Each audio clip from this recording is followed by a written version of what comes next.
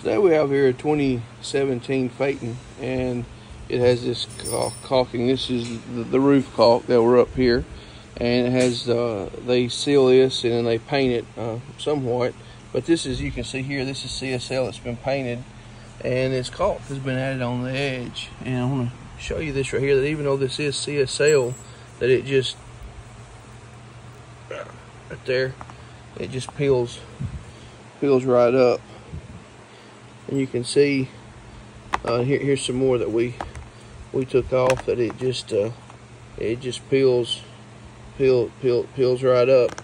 And it's important to see that sometimes they stop the caulk early, and this stuff here was put on that is actually factory, and this other was added in the gaps right there. So it's important when you're doing this. You can also see here around the antenna that it's deteriorating, and we've taped this to take all this up. So when we change these out, and we tell people, we get a lot of slack actually about the die core and about CSL and what we do. And again, this is just how we do it. We're not saying that you have to, but we scrape all this down. We take a putty knife, scrape all this caulk off. This here that we're going to replace, we'll cut it back to right here and replace all this. Back right here, we cut it down, cut it off, and we remove all the old caulk. And then we clean it with denatured alcohol and put new CSL on there. And we'll kind of show a little bit of the process of that in the next video. But that's what we do. I'm not saying that you have to do that. That's just how we do that.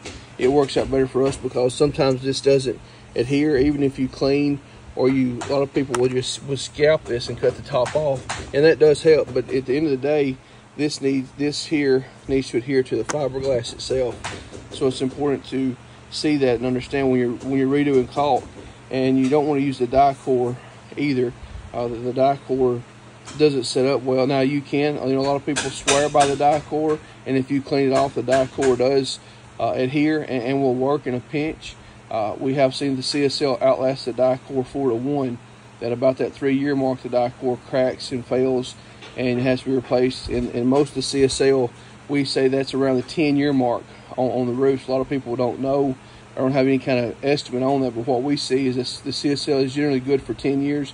Now, if you're in Arizona full-timing and the sun's beating down on it, that might shorten that to 8 years. And if you are, you keep it indoors and you're part-timing, that could extend that out.